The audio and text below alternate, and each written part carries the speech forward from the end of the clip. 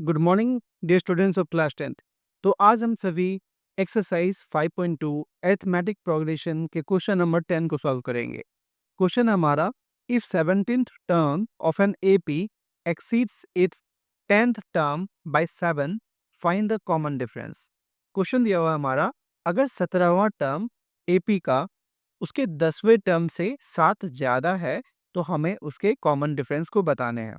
ठीक है, तो जैसा कि हम जानते हैं तो लिखेंगे वी नो दैट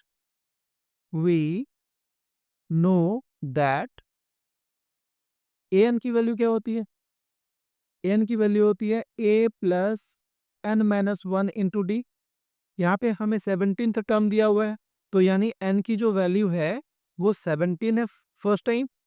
ठीक है, और यहाँ पे एन की वैल्यू 10 थी हमारी। ठीक है, तो यहाँ पे हम ए 17 निकालेंगे। तो ए 17 क्या हो जाएगा? एन के जगह पे 17 है और ये डी हो जाएगा। तो यानी a प्लस 17 में से 1 को माइनस करेंगे तो ये a प्लस 16d हो जाएगा। तो हम a 17 को a प्लस 16d लिख सकते हैं। समझ गए? तो सिमिलरली अब क्या होगा, इसी तरीके से, है ना, जब हम a 10 निकालेंगे, है ना, a 10 की वैल्यू निकालेंगे तो वो क्या किसके इक्वल हो जाएगा? a प्लस 9d के इक्वल हो जाएगा। कैसे हुआ? तो 10 में से 1 को माइनस करेंगे तो 9d आ जाएगा, राइट। तो हम लिख सकते हैं a 10 किसके इक्वल होगा? a प्लस 9d के इक्वल होगा। जब हम a 10 और a 17 की वैल्यू फाइंड कर चुके हैं, अब यहाँ से इक्वेशंस हमें बनाने हैं जैसा कि क्वेश्चन में दिया गया है। तो एज पर क्वेश्चन में बोला गया है जो ए 17 है हमारा, यानी 17th टर्म जो है वो 10th टर्म से 7 ज्यादा है, राइट। तो A 17 will be equal to A 10 plus 7। जब हम यहाँ से ए 10 को लेफ्ट हैंड साइड लेके जाएंगे तो ये हो जाएगा ए 17 माइनस ए 10, और राइट साइड में हमारे पास केवल 7 आ जाएगा। और जैसा कि हमने इक्वेशंस में अभी तुरंत a17 को a प्लस 16d लिखना सीखा, तो ये हो जाएगा a plus 16d minus a plus 9d, right. और ये किसके इक्वल था? 7 के इक्वल।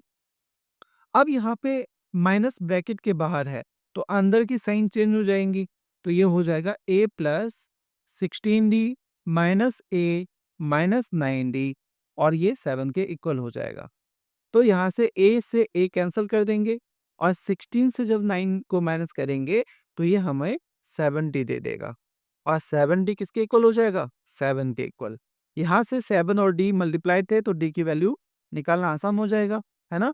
ये 7 इधर मल्टीप्लाई था, जब ये राइट हैंड साइड जाएगा तो ये डिवाइड हो जाएगा, और 7 से 7 को हम 1 टाइम्स में कैंसिल कर सकते हैं, और हमें यहाँ से d की वैल्यू मिल गई। तो d क्या है? 1। यही हमारा कॉमन डिफरेंस हो जाएगा। तो हम लिखेंगे देयरफॉर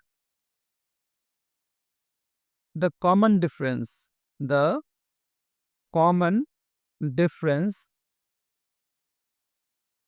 इज 1, और यही इस पार्ट के आंसर हो जाएंगे। आशा करता हूं आपको ये क्वेश्चन समझ में आ गई होंगी। नेक्स्ट क्वेश्चन के लिए आप हमारे चैनल को विजिट कर सकते हैं या प्लेलिस्ट को चेक कर सकते हैं। Thank you. जय हिंद।